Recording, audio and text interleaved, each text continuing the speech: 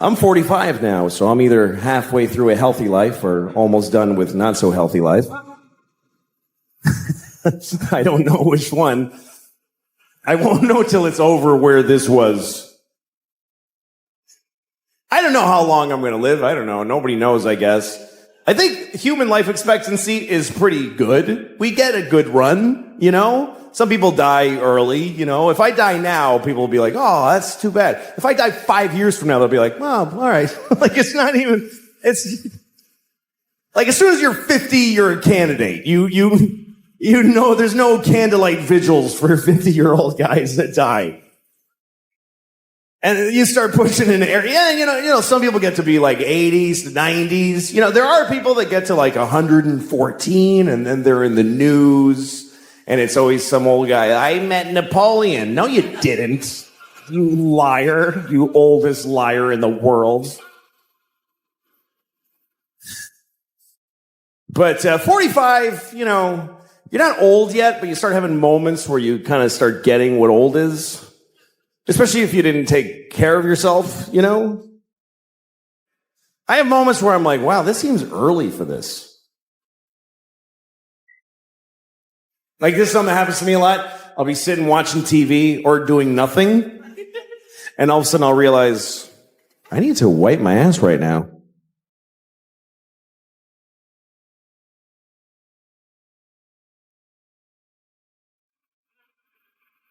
I mean, nothing happened, but I really gotta wipe my ass right now. Right now. Gotta make trips to the bathroom just to wipe my ass. How does this happen already?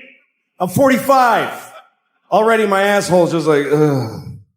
Well, it's just,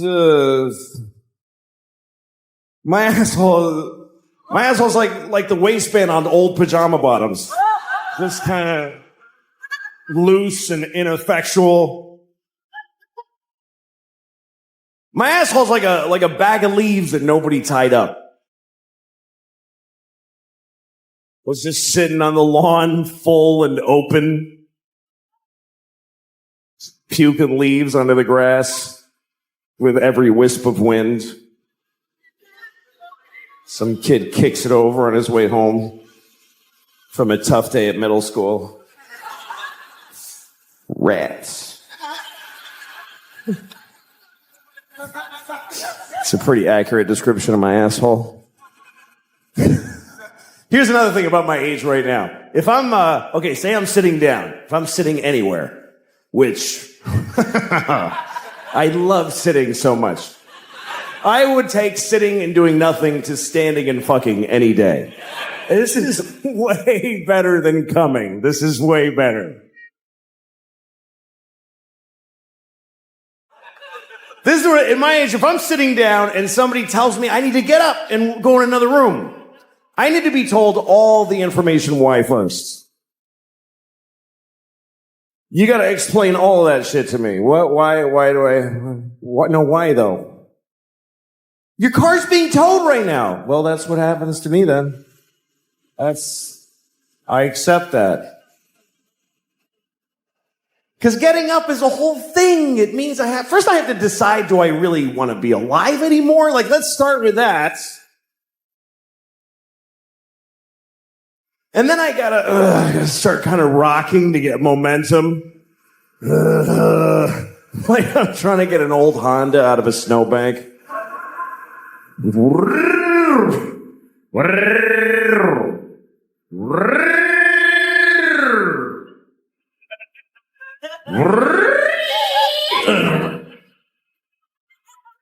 Shit. The worst part of my day, worst part of every day of my life is when I have to put on my socks. Putting on my socks is the worst part of every day. And it always will be. Even if I have a terrible day in the future where my grandmother is murdered by my other grandmother. If that ever happened to me, the worst part of that day will be when I put on my socks. Because, but if I had to put on my socks, that means here's what I have to do. I have to get my hands past my pointed toe. I don't even know how I do it. I'm sitting here, I don't know how I do that. It's because you have to, it's like folding a bowling ball in half. And as soon as I start, I can feel I'm pushing all the fat up into my vital organs. And I just feel all the systems failing. Beep, beep, beep. And I have to try, like I have to lay on my back like an 8-year-old and go like this. And I start passing out.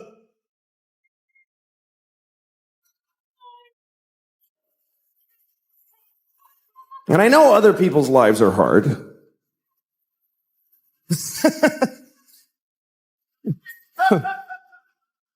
I know.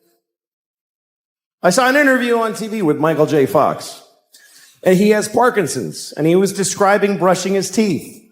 He said it takes him 2 hours a day. And he said it's agony. And I saw this and I thought, okay, that's hard. That is hard. And so is putting on my socks.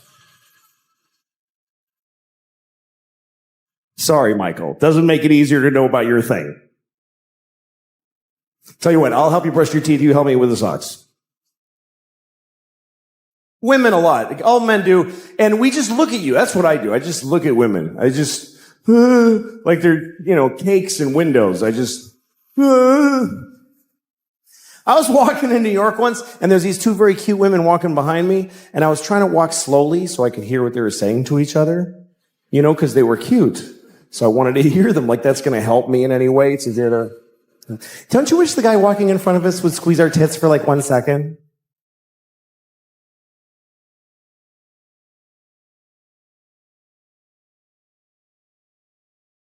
Okay.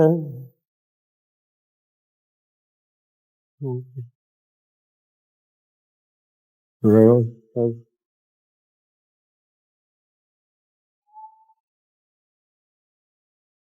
It's really a flaw in men that we would all do that. If you're a woman, you could ask any guy on planet Earth, can you squeeze my tit for 1 second? And 100% of us will go, oh yes, of course. That doesn't matter. I could be doing open heart surgery. Oh yeah, okay. Oh, don't worry. He's not your tits. Don't worry about it. So I don't know why we love tits so much. Some people say it's because we breastfeed, but so do women. Or, baby women. Not grown up women don't usually. You don't see like a 68-year-old woman, like a stately look, like Sigourney Weaver, like sucking milk out of a young woman's tit. Thank you, Deborah. I'll see you tomorrow at 2:00. It's not usually the thing, is the elderly breastfeeding from the young.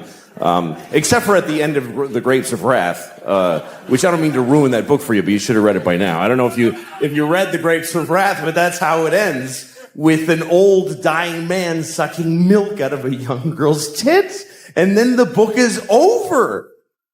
And you're like, Jesus, what happened at the end there? That's crazy. There's no other book in that genre. There's no dense historic classic that ends with a weird porny paragraph at the very, and then Anna Karenina shat on his chest. Holy moly with that. The end. Oh my God. That is a violent shift in tone at the end of that book. I've been reading this book for 3 months.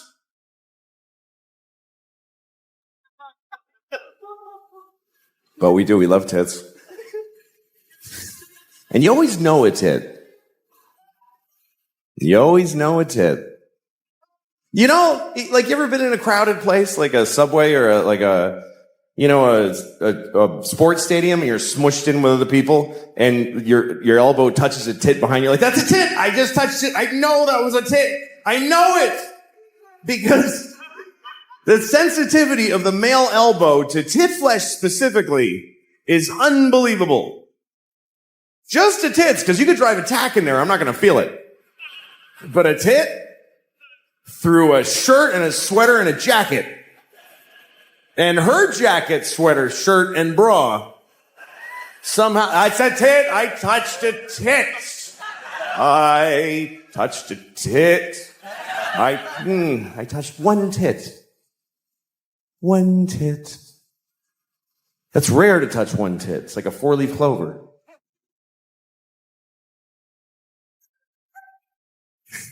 Usually you touch it. The only time you touch one tit is when it was an accident or you didn't have permission. But otherwise, when tit access is granted, it's usually good for 2 tits at a time.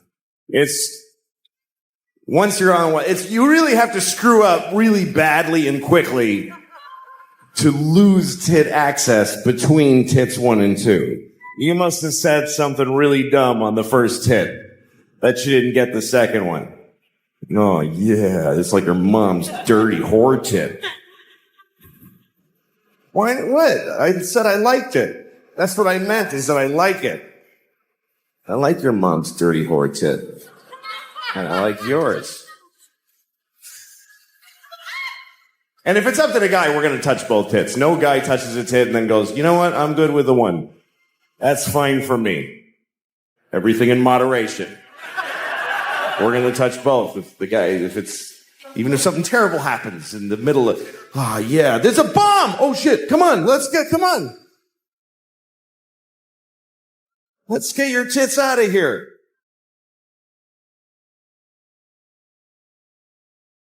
I've seen a few tits. I've seen, I don't know, 48 maybe. I don't know. I've had my history. Don't tape shit on your... Life is short. Life is very short. I like life. I like it. I feel like even if it ends up being short, I got lucky to have it. Because life is an amazing gift when you think about what you get with a basic life. Not even a particularly lucky life or a healthy life. If you have a life, here's your boilerplate deal with life. This is basic cable, what you get when you get life. You get to be on Earth. First of all, oh my God, what a location. This is Earth, and for trillions of miles in every direction, it fucking sucks so bad. It's so shitty that your eyes bolt out of your head because it sucks so bad. You get to be on Earth and look at shit, as long as you're not blind or whatever it is. You get to be here. You get to eat food. You get to put bacon in your mouth. I mean, when you have bacon in your mouth, it doesn't matter who's president or anything. You just,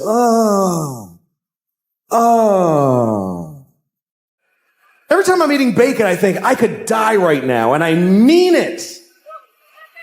That's how good life is. You get to fuck. That's free if you're smart. That comes with. That's part of the deal. Where else are you going to get that deal?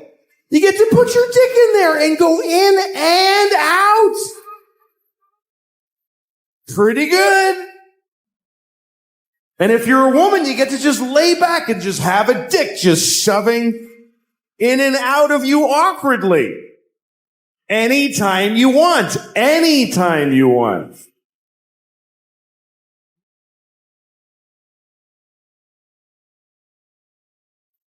If you're a gay man, you get to just fill your boyfriend's ass with your dick. Just fill it all the way to the balls.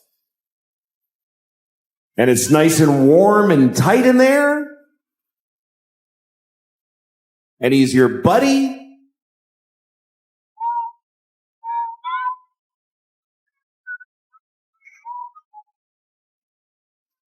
If you're a lesbian, you get to do all the stuff they're doing. And,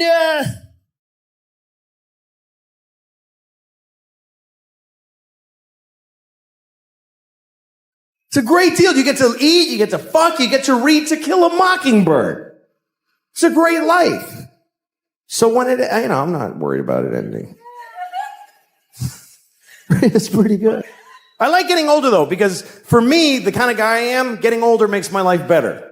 Like my sex life, way better at 45. Because of the because this situation is okay at 45. This is not a fun kind of a 17-year-old to be. And some people, their life is better when they're younger. Young dudes, young skinny dudes. Best life in the world. is being a young, skinny dude. They don't have to do anything. They just show up with a big Adam's apple and a smelly t-shirt. Hey, I'm here for the easy pussy for the rest of my life.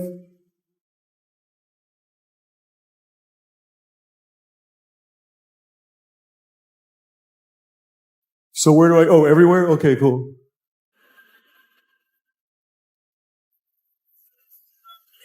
But for guys like me, this is not a fun youth. It gets better. I'd like to make one of those it gets better ads for just dumpy young guys. We could use a little help, a little encouragement, just somebody on TV. Listen, man, I know it's tough right now. You're vaguely heavy with no face. You have zero value on the sexual marketplace. You feel invisible to the girls in school because you are. But it gets better because you all grow up and you pretty much look just like this your whole life. And they don't. Their options start running out really fast and you're going to be there. As long as you stay relatively employed and washed, you're going to be amazing. In your 40s, you're going to be the branch that she can grab before she hits the ground. It's going to be so great. It just takes time for her circumstances to match your looks, but it's gonna happen. It's gonna happen. When real shit matters, you're gonna be the sexiest motherfucker in the world. It's just time. That's all it takes. There's a formula to this. It's pussy plus time over income squared.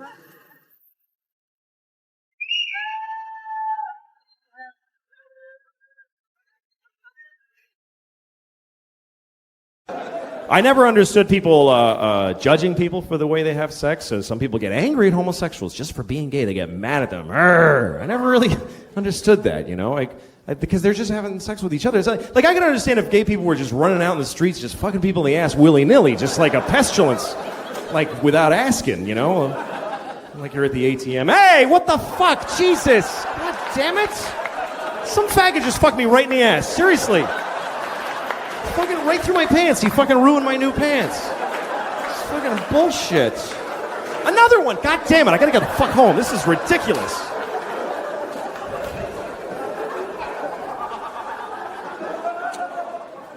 But they generally don't do that, so I don't know what the fucking problem is.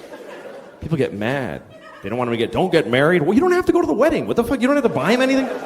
It doesn't matter. So, some people go like, well, then a guy will marry his dog. Good. Fucking I hope he blows his dog. Who gives a shit? It doesn't matter. It doesn't have any effect on your life. What the fuck do you care? Or people that try to talk like it's a social issue. Like when you see someone stand up in a talk show and say like, how am I supposed to explain to my child that two men are getting married?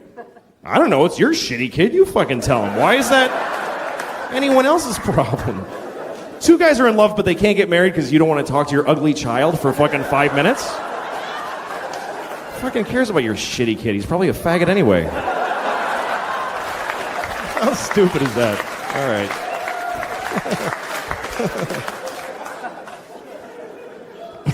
right. Stupid. I don't know. The only thing that bums me out though is that you're not supposed to laugh at gay people when they're funny, because sometimes they just are. They're funny. Like I lived in New York for a lot of my life, and in my neighborhood everybody was gay, and it you know, some guys are just a guy walking down the street, but some gay guys are a guy in little shorts and a half shirt and, you know, combat boots spray painted green and a whistle, and he's standing on the corner going, "Hello, it's fucking hot outside." That's not a stereotype. Those guys fucking exist by the thousands. And when I see them, I laugh really loud. I just do. And people are like, don't laugh at him because he's gay. No, I'm not. I'm laughing because he's fucking weird and silly.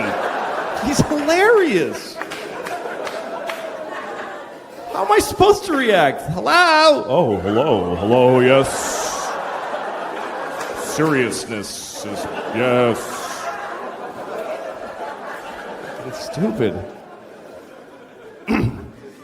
Actually, the one guy I would blow, based on who he is Ewan McGregor. There is this one guy out there. I gotta say that I have no gay inclinations except for I met this fucking dude in person. I was working on some awards show and there he's standing right there and I was like, fuck. Like, I was just blown away. Like, Jesus Christ, he's fucking beautiful. And he looked at me and he was like, hello. And I was like, I fucking shivered. Like, I started shivering. Like, fuck. He's fucking gorgeous. And like a week later, I was like staring off into space somewhere and I realized, fuck, I was just daydreaming about Ewan McGregor. Like, seriously, I'm not gay in any other way except for I want to fuck that guy right in the face. I totally want to fuck his face. I want to fuck the shit out of his face. I want him to fuck me. I do. I want him to fuck me.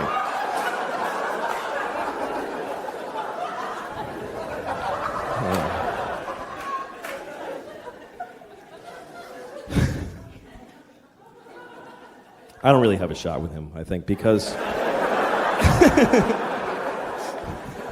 So here's what happens, though. You get fat enough, though, what happens is your belly starts to push out like this, and then it pushes your pants down to your pelvis because they won't hang in the normal place anymore.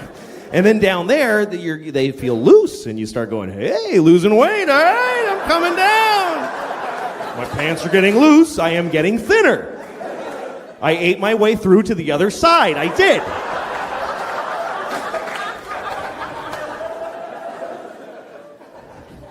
I don't give a shit. I'm fat. Look at this shit. I don't fucking care. Look at that. I don't care. It's just a sweaty bowl of fucking flesh. I don't care. Look how fucked up this is, too. It goes right in. Like, it goes at a right angle. It hits my pelvis. It doesn't, like, slope back down. It fucking goes in and then back up. It's fucked up. Like, when I'm in the shower and I'm scrubbing like this, when I get down there, I gotta turn in like this. I gotta actually make a turn.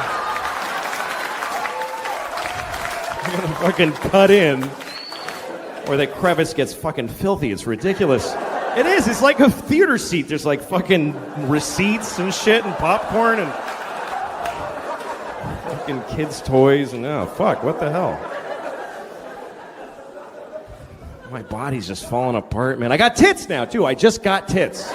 And that is a fucked up day in a man's life. When you look in the mirror and you realize, fuck, I got, because you don't see them coming. They're sort of pouting out a little by little, and then one day they just fucking fall a little, and that's it. You have tits. And they're there for good. They're not going to, like, go back. It's fucking over. That's the thing, is that I'm 39. I'm not going to get better now. I'm not going to be all ripped when I'm 48. It's fucking over. It's this or a lot worse for the rest of my life. But the tits were the worst, because I used to laugh at guys with tits. That shit ain't funny to me anymore. Because that was an awful moment. I'm just standing there looking, had all these feelings. They must be the same feelings that a teenage girl has when she gets her tits. It must be the same. It's the only thing that a 12-year-old girl and a 40-year-old man have in common is that moment.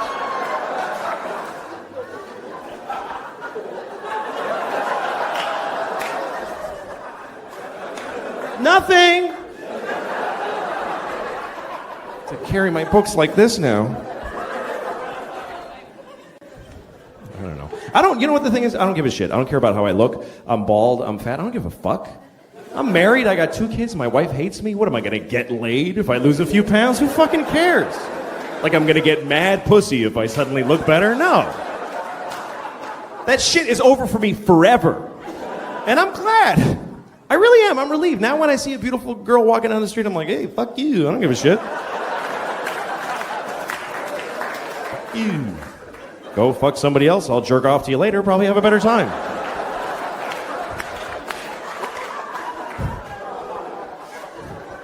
Not like she would have fucked the shit out of me anyway. Not like she would have given me her best. I never really got the best out of a beautiful woman. I had sex with a few beautiful women, and they didn't really rock out on my dick so much. It was more like, kind of like, all right, why not? Give it a, she's kind of funny, you know, just sort of a fucking begrudging fuck in a weird situation with a lot of regret afterwards. I've been there, like, I was in Oklahoma City. I slept with this beautiful woman. She was so hot, and she got really drunk, and she fucked me. And the next morning, I wake up, and she's looking at me, and she's like, oh, God. Oh, Jesus Christ. Oh, I can't believe y'all got to fuck me. I can't believe. She was so bummed out. I think she felt like she had raped herself with my dick. That's actually, like, how she felt.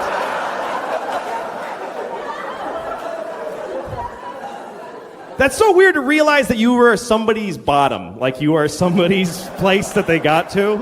That they saw you in their bed and went, oh, fuck, okay. All right, I gotta totally stop all this shit now. Fuck. I gotta go back to school. I gotta fucking reconcile with my dad. I go, fucking shit.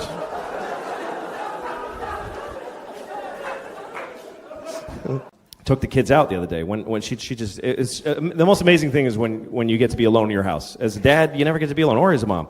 But when the other parent takes the kids out and you're alone, that's fucking awesome. And I think I'm getting older because the way I use that time has totally changed. I used to have, Jerkfest 2006. Are you shitting me? Jerking off in my own house, alone in my own bed, taking my time, go through my wife's shit for pictures of her friends I want to fuck. Everything was awesome.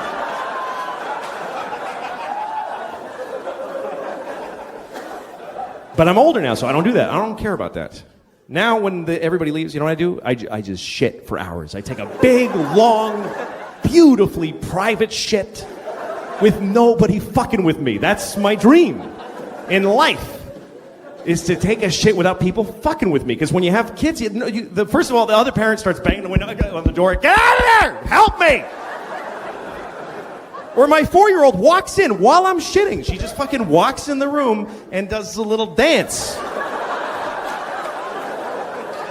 I'm like, get out of here. My asshole is this big. I'm pushing a shit out right now. I don't want to see a cute face at this moment. That's traumatizing. And so when they leave, even if I don't have to, I just shit for a fucking hour. My ass dries out. I don't care. I stay there because I love shitting. That's how old I am. I love to shit. It's my favorite thing. I don't know why they call it number 2. I think it's easily the best one. It's in my book. It's number 1.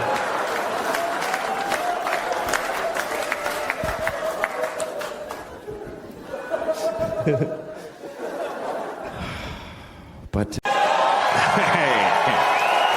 okay. All right, I'm gonna talk to you for about an hour, and it's weird. It's weird what I do. Somebody asked me once if it takes confidence to. Nobody asked me, but I just want to talk about this. If it takes, it does take confidence to do this. It takes a not a general confidence, but a specific kind. There's lots of kinds of confidence. There's personal confidence. I don't have much of that. Personal confidence is like a man wearing white pants. That takes, tremendous confidence and optimism, really. To leave the house in white pants like it's going to be a great day. There's going to be no puddles or pizza, nothing. I could never wear white pants because I'll get my period, first of all. I know that. Or diarrhea, more likely. That's really my period. Diarrhea. About once a month, I'm like, oh, fuck, here we go. Better just get home. And don't make any big decisions today. It's true, don't make, if you have diarrhea, don't negotiate. It's a bad bargaining position. If I have diarrhea, you stand between me and the toilet, I'll sell you my house for 10 cents.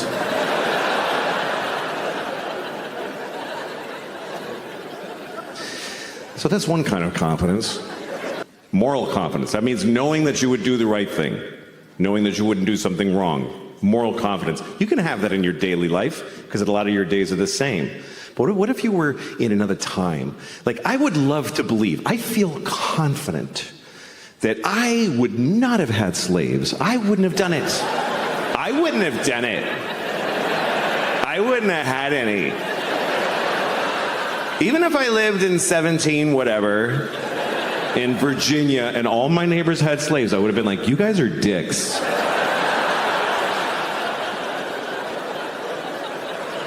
I can say that, but it's easy to say that now because you can't get no slaves. You just can't. You can't get any. That's why you don't have slaves. It's not because you're better than back then people. It's because they're not available. That's a huge contributing factor. It's not a decision you need to make every day, like you're crying your groceries, but oh, fuck, maybe I should, I don't know, I better not, but geez, it would be easier. Because they're not there. It's not like they have slaves at Home Depot. I mean, they kind of do. But, yeah. There are some forms of kind of slavery. You can get a Russian woman to do whatever you want because her family's hostage. That's one of them. But that's still temporary. I mean, you could adopt like a 12-year-old from Bangladesh and... I mean, really, he'll move into your house and do your laundry and suck your dick, whatever you want. But even he gets to leave when he's 18.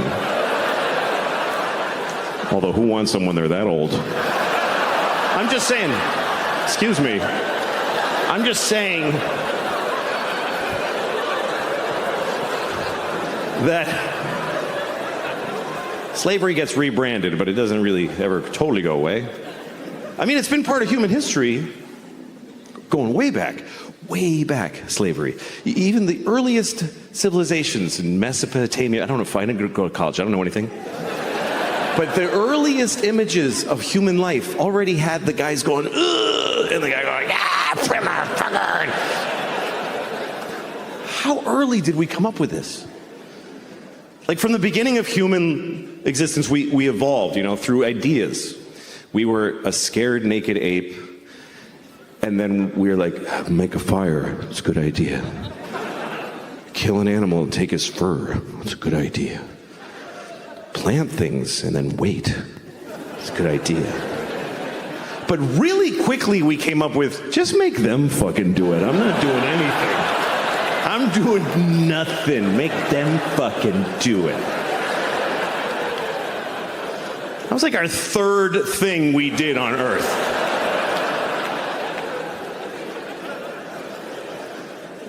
So you can have confidence, but you got to be a little, I mean, there's things that people did in history that I wouldn't have done, for sure. Like, I wouldn't have made an Auschwitz. I wouldn't have done that. What am I going to do with an Auschwitz? Yeah, Auschwitz is not one of those where you're like, it was the times, It was a horrible thing, obviously. Auschwitz, horrible. They killed people. They killed children. They killed little children in Auschwitz who could have grown up and moved to Brooklyn and hated black people, and they didn't get to do that. It's terrible. I know. I had a friend who's a comedian in England, and he made a joke about Auschwitz, and he got in a lot of trouble. There was a big shitstorm, and at one point, Auschwitz tweeted about his joke. It's true. It's an Auschwitz with a blue check. So it was like, oh, cool, it's really them. And they tweeted like, that's not funny. Why is the death camp tweeting?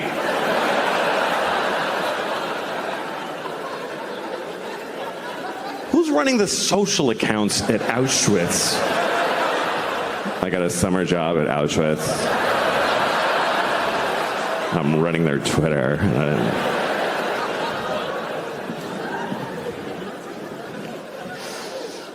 Moral confidence. There's other ways to boost your moral confidence. Like you can do good things. Or not. You can help people all the time. You can help homeless people. There's a lot of homeless people here. There's a shitload of homeless people. Here, I mean, not in here. There's none in here. There's zero in here. That's right. They can't come in here. Even with a ticket, they cannot come in here. They're not allowed in the places where we're allowed. That's what we all agree on. Everybody's like, I don't know what to do about the homeless, but they're not coming in here. They're not coming in here. They're outdoor people. They don't have... If you don't have your own indoors, you can't go in other people's indoors.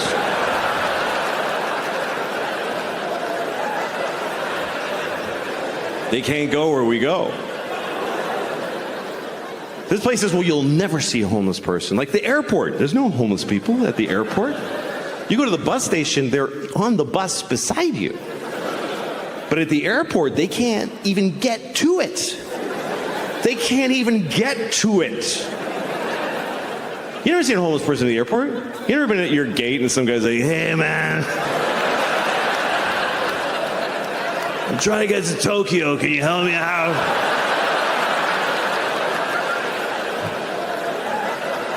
Give me an aisle seat, brother.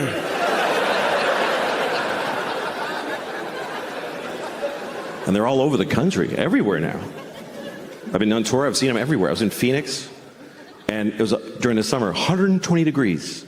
And homeless people are just standing at the intersection with a sign, and they're just cooking. You can't even tell what race he was before it burnt off. And he's holding a sign that says, help, I'm on fire. But you're like, you're in a white BMW, like, I can't, sorry. There's glass here. I can't help because of the glass.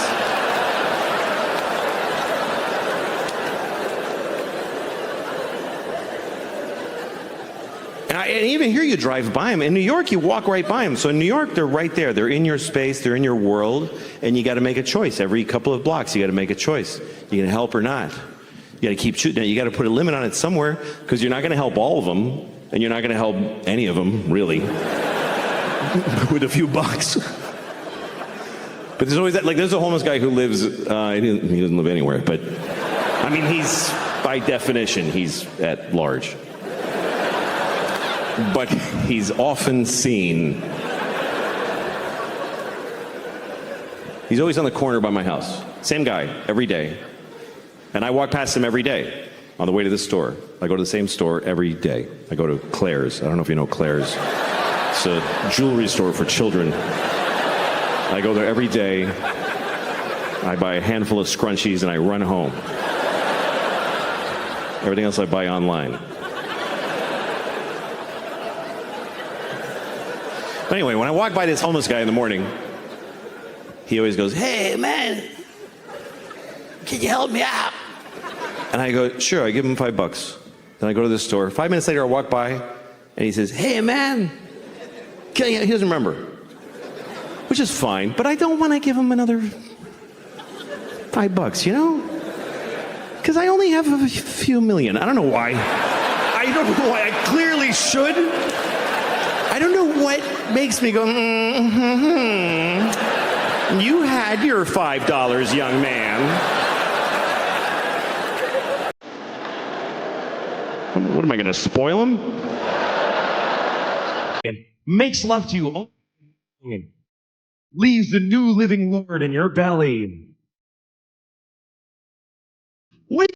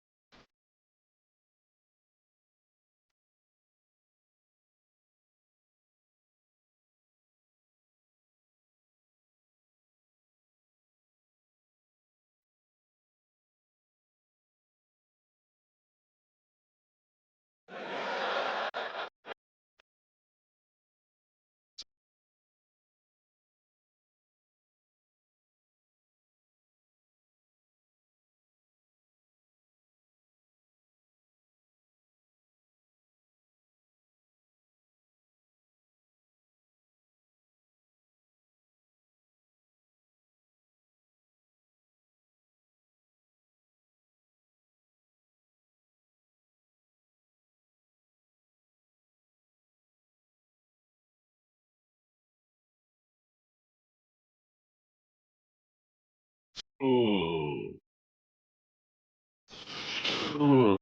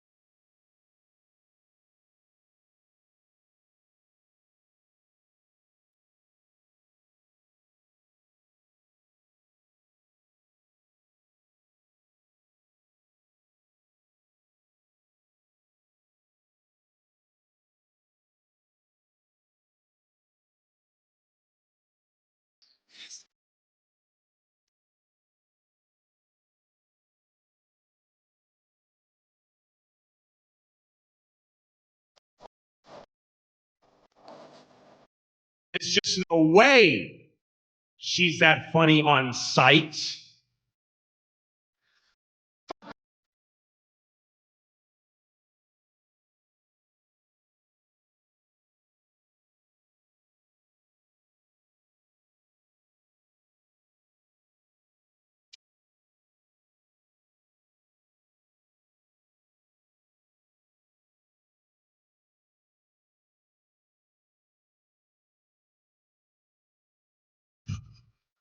I seriously hope that happened. Just stupid.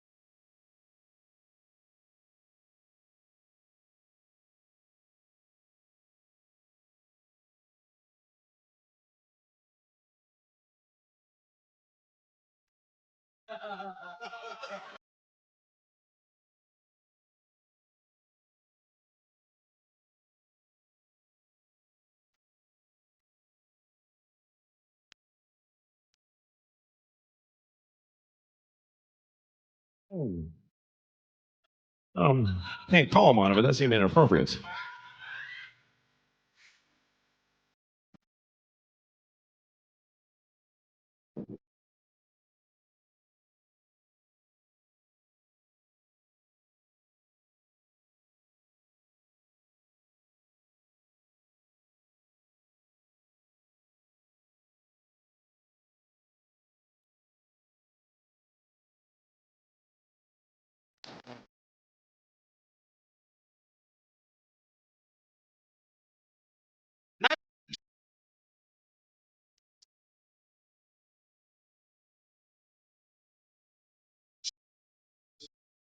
And they're both crying because they're embarrassed and confused. Now that would be without.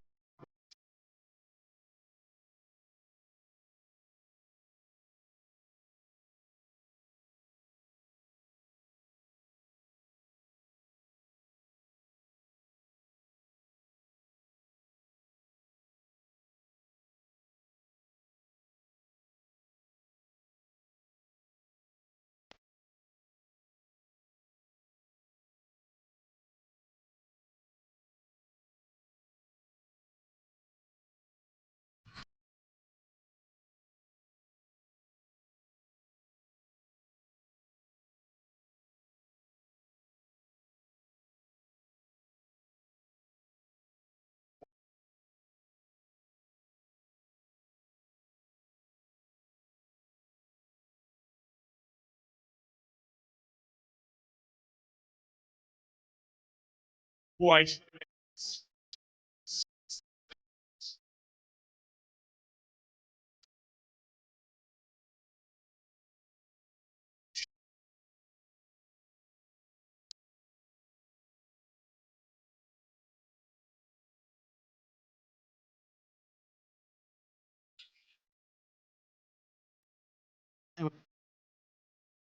I really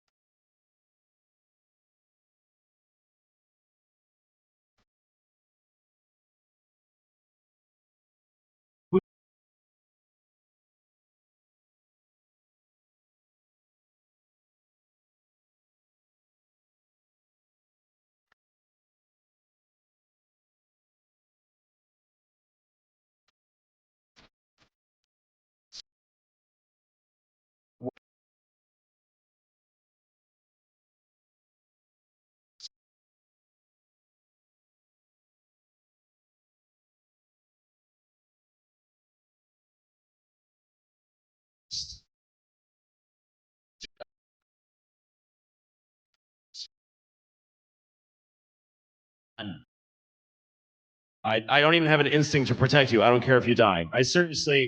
I won't feel anything if you die.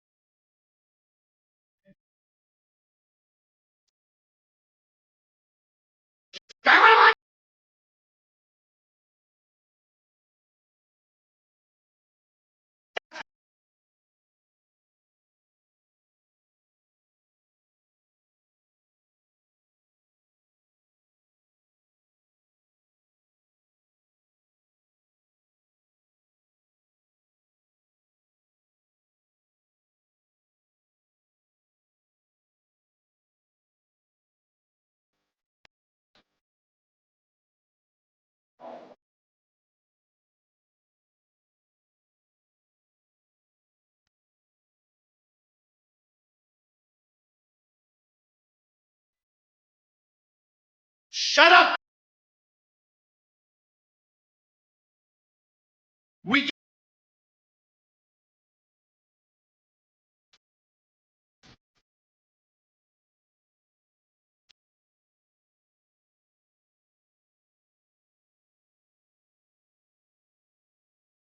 we pumped this stuff in there. Shut up!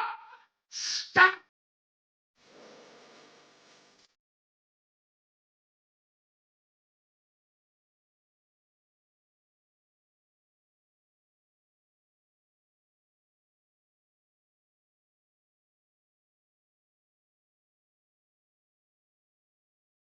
I'm saying.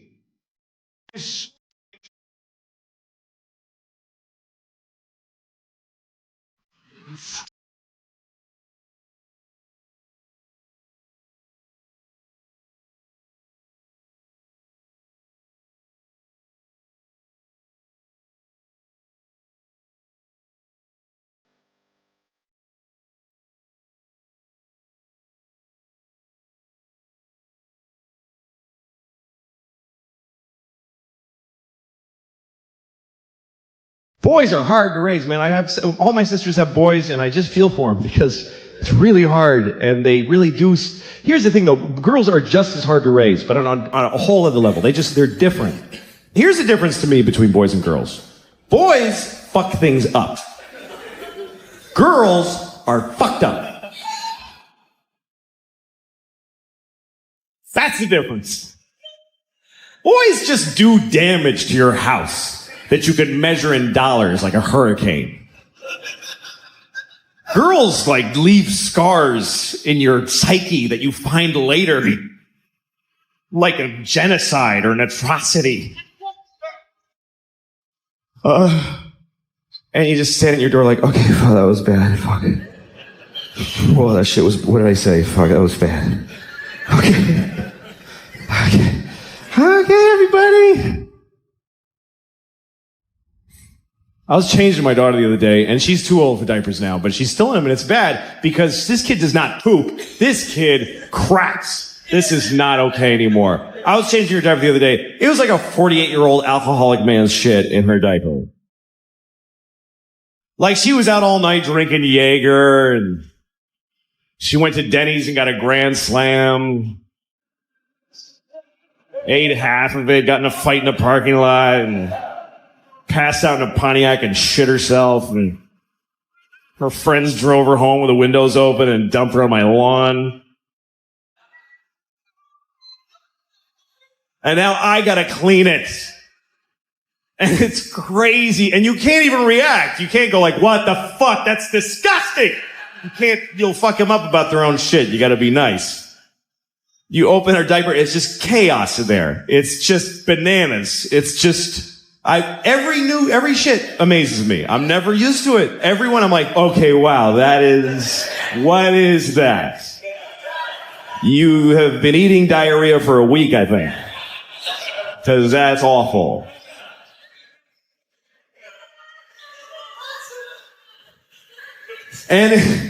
But you can't. You gotta be like, you just go, oh, wow.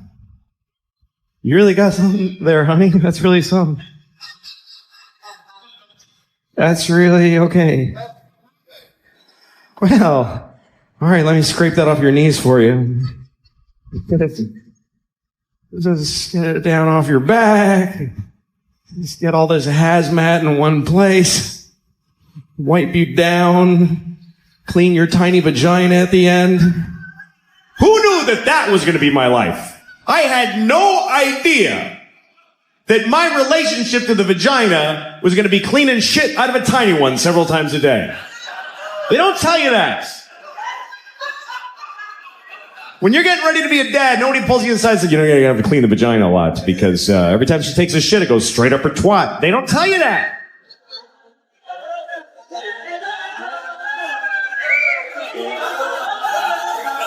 Nobody tells you. And they should. It's a big part of being a dad. It's bigger than Christmas. Happens every day. And you got to get it right, front to back. It's very important.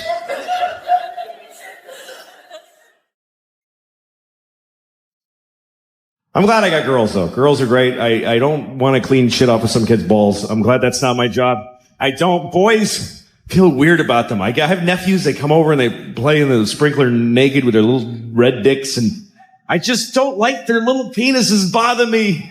I don't know. I just get this weird feeling like they're going to come over and fuck my nose or something with their little dick. I know it's an irrational fear, but it's very real to me. So I'm going to fall asleep in a lawn chair and wake up. What? What are you doing? It's fucking my nose. She's like, fuck, get out of there. Control your kids, could you? They're fucking my nose while I'm sleeping.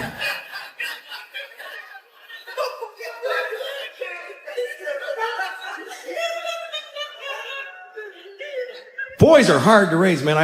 All my sisters have boys, and I just feel for them because it's really hard, and they really do. Here's the thing, though. Girls are just as hard to raise, but on a whole other level. They're different. Here's the difference to me between boys and girls. Boys fuck things up. Girls are fucked up. That's the difference. Boys just do damage to your house that you could measure in dollars like a hurricane. Girls leave scars in your psyche that you find later, like a genocide or an atrocity. Like my sister-in-law came over once with her little boy. He's 4 years old, and she comes over and she's been with him all day, so she's in bad shape. She's got a drink, and she's like, I can't do it anymore. I can't do it anymore. And I put an army blanket around her, trying to calm her down. And then her little boy walks up to her. He's got a handful of sand. I don't know where he got it. There's no sand in my home. He's got a handful of it. Walks up to his mom and just throws it right in her drink.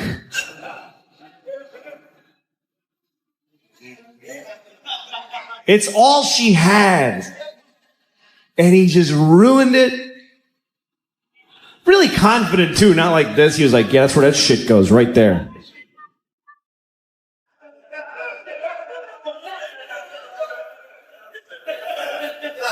And I was blown away by this because I have girls, they would never dream of doing that. It wouldn't even enter their heads that a person could do that. But they're fucked up. Like my 5-year-old, the other day, one of her toys broke. And she demanded that I break her sister's toy to make it fair. And I did. That's how much shit she gave me. I broke the little toy and I felt awful. I was like crying. And I look at her, she's got this creepy smile on her face.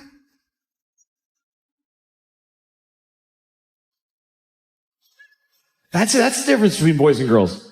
And it becomes the difference between men and women, really. Because a man will, like, steal your car, or burn your house down, or beat the shit out of you. But a woman will ruin your fucking life. Do you see the difference? Like, a man will cut your arm off and throw it in a river. But he'll leave you as a human being intact. He won't fuck with who you are. Women are non-violent, but they will shit inside of your heart.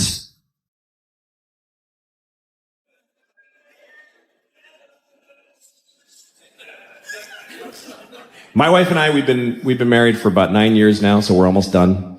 And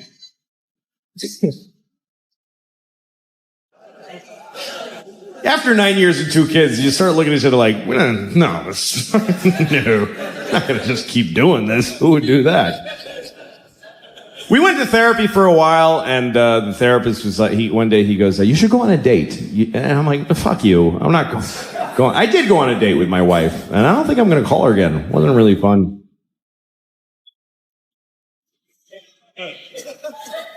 Some things do get easier as you've been married for a while. You start to understand each other better, and you start looking at yourself more. You spend a lot of your marriage looking at the other person and trying to change them or figure them out. Then you start realizing what you're bringing to the table, and you blame them less for shit, you know? Like, my wife will never fuck me again. I know that now. But I just feel differently about it. I used to get mad. I used to be like, she hasn't fucked me in months. How could she do that to me? Now I look at myself, and I'm like, how did she fuck me for years? She fucked me for years. She couldn't possibly have enjoyed most of those fucks. Which means she took about 500 for the team. You gotta respect that shit. I think it's hard for women to have sex if they don't feel like it. It's not a skill they have generally. Men have it. That's just different. We have different sexual skills. Men can fuck whatever. We don't care. We'll fuck you if we don't like you. Everybody knows that. But we'll fuck you even if we don't feel like fucking you. Even if we're not hard. Like, I'll fuck you. Give me a second. I'll find a way. We don't care. We'll fuck at the things.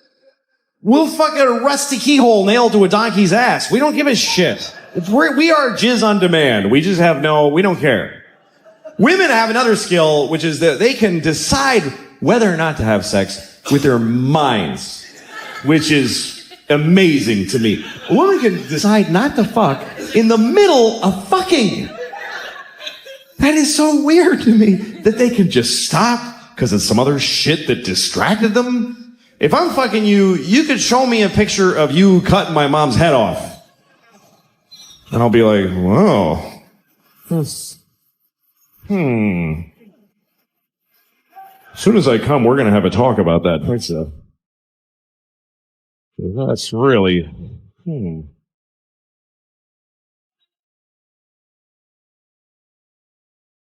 Because I need to come. I need to. Coming is a need. I came the first time when I was 12 and I haven't skipped a day. I come every day. And I've fucked maybe 20 times in my life. So it's just been me doing most of the work. And I really, I jerk off way too much and it upsets me. I don't know why. Maybe it's because it's so selfish. I don't know what it is, but I know it's bad. I know I'm hurting somebody somewhere. There's something wrong with it. Like, I was thinking the other day that you can figure out how bad a person you are by how soon after September 11th you masturbated, like how long you waited. And for me, it was between the two buildings going down. So I have a feeling that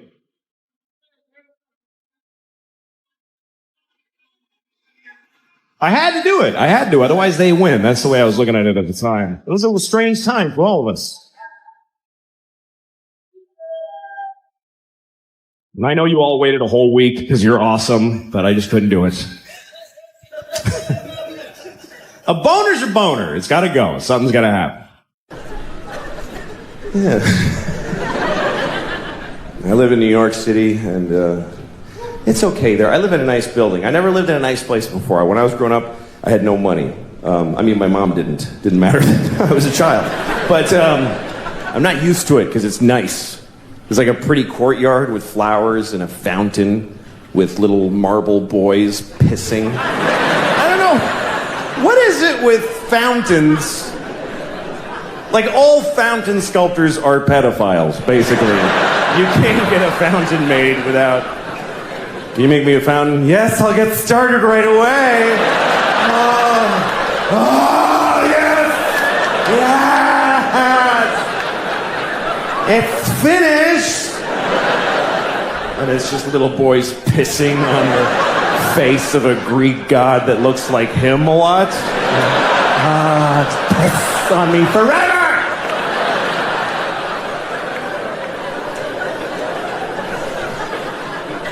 Anyway, there's one of those in the courtyard of my building. And my first week in the building about a year ago, I went down to the courtyard for the first time. And I didn't look too good, you know. It was a Sunday morning. That's my least presentable hour. There's a lot of, you know, just stains, just like, you know, food and me and whatever.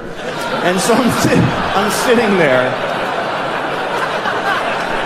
So, shut up. Oh. Anyway, but so there I was. I'm sitting on the stone bench of this courtyard and feeling a little out of place. You know, there's these fancy doormen and stuff. And then there's this guy looking at me. I notice he's looking at me from across the courtyard. And he's all spiffy looking. He's got brown shoes and he's looking at me like, I could tell he was thinking I don't live in the building. He thinks I just wandered in off the street and sat in the courtyard. I could tell he's thinking of coming over and dealing with me on his own. And I'm sitting there thinking like, oh, please do that. Yes, please, come on. And I'm trying to look even more gross. And I'm like pulling up my shirt. And then I see him go, oh, no, that's not going to do at all. And he comes over to me. And I'm like, I'm so excited to have this thing. The confrontation where I'm not wrong at all. And he thinks I am. So he comes over, says, excuse me, do you live in this building? And I said, no. Because why not start there? I said, no. He goes, well, then what are you doing here? And I said, I just need your rest. I'm having a hard time.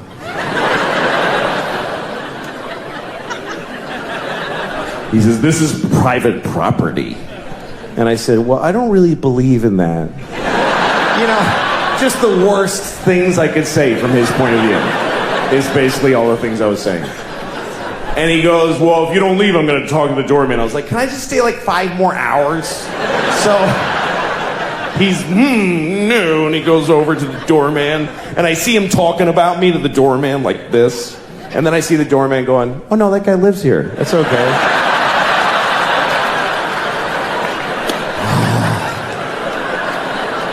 And the look on his face, it was just so, it was this beautiful cocktail of anger and confusion.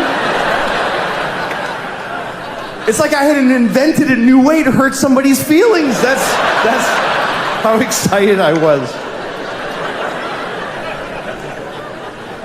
My grandmother's 95. She can't see out of her left eye. It just shut off.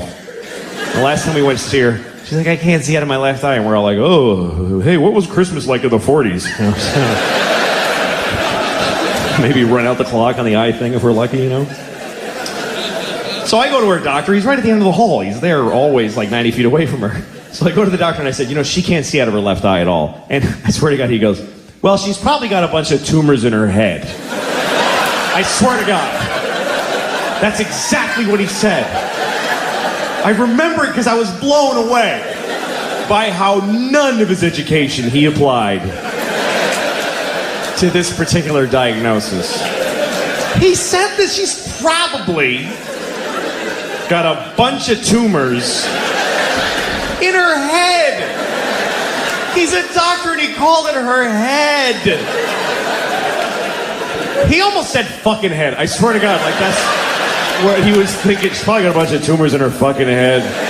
Oh, who gives a shit? That old cunt will be dead in a week. I ain't gonna get up from my desk because of her eye. What, does she need 2 eyes to see the shitty place you fucking put her because you don't love her enough?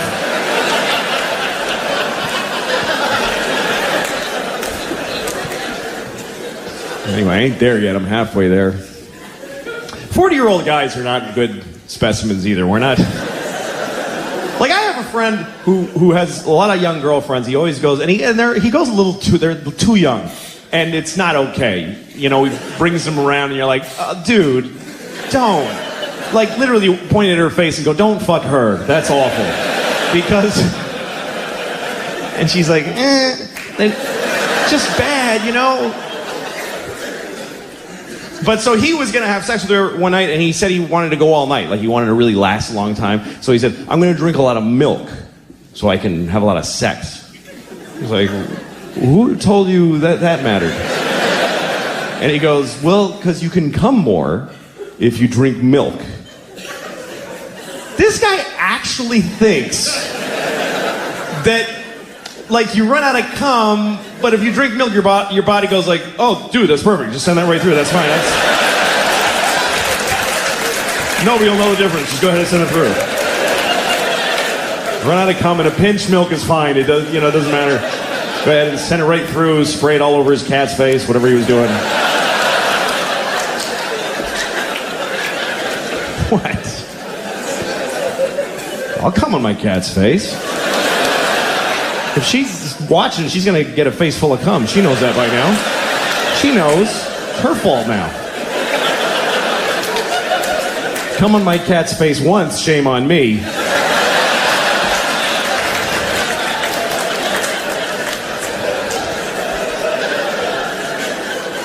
I don't have a cat. I don't have a cat. I never had one. I mean, I would come on a cat's face. I'm not trying to take that back. I just don't happen to have a cat. I love my daughter. It's a lot of responsibility that you never think about, though. Like, you got to name your kid. That's a big deal right there. And you know what's amazing to me? You can name your kid anything you want. Isn't that incredible? There are no laws. There should be a couple of laws. None. You can literally name your kid anything. You can name your kid a name with no vowels if you want, like Singleton.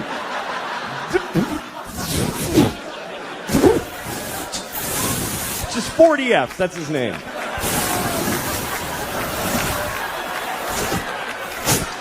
Go clean your room.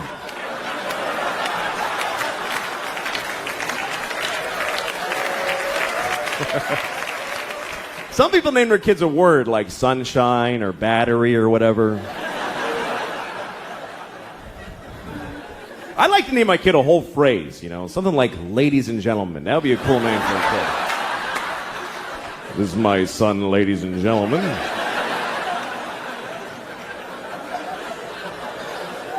Then when he gets out of hand, I get to go, ladies and gentlemen, please!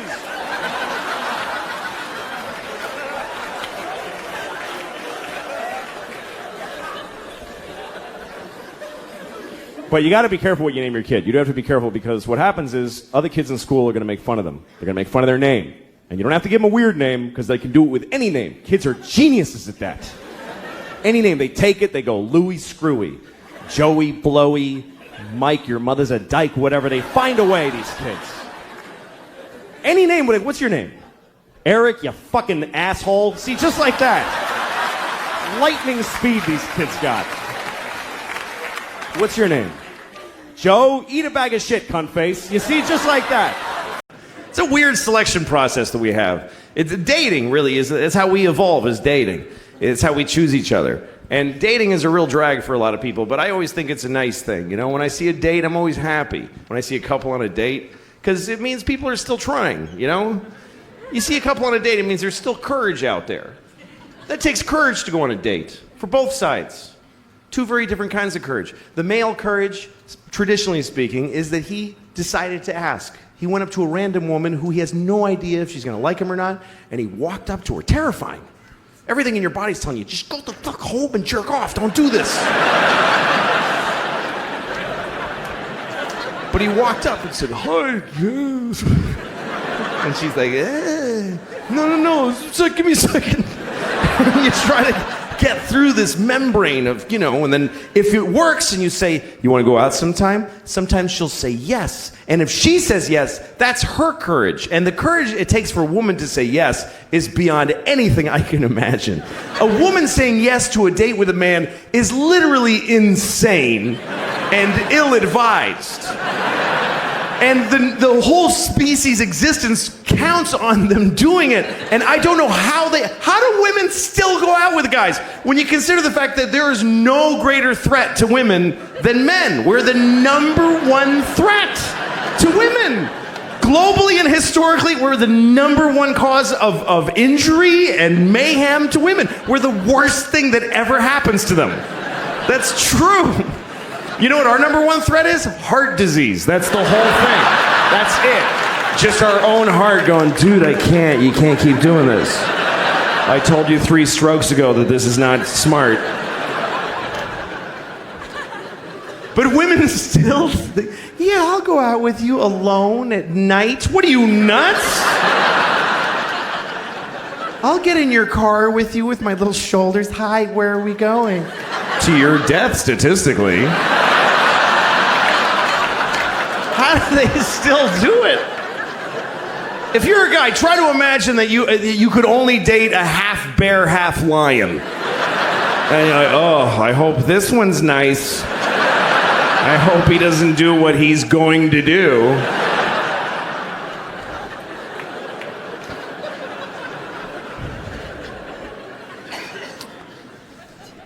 I love when I see a date. You see a date, you can tell it's the first date because the way they're walking together, and she's looking up at his face trying to figure him out, and he's just a mess. A guy in a first date has no actual personality. He's just a mishmash of different kinds of dudes for a couple of seconds each. Just anything. No cohesive, just like a ransom note cut out of a lot of magazines. Just, yes, I think so too. Whatever, just like a blind dick in space, just thrusting in infinite directions, hoping to find pay dirt at some place. And then sometimes you see a date that's later down the line and something has happened. There's something that happens in a date that I never get to witness, because women do this. They get to do it inside. They get to just decide quietly, I'm going to let him fuck me. They just get to decide. Something he says, and she's like, that was good, he's going to fuck me later. And he has no idea. He's still like trying all this shit. He still has no idea he's already in there.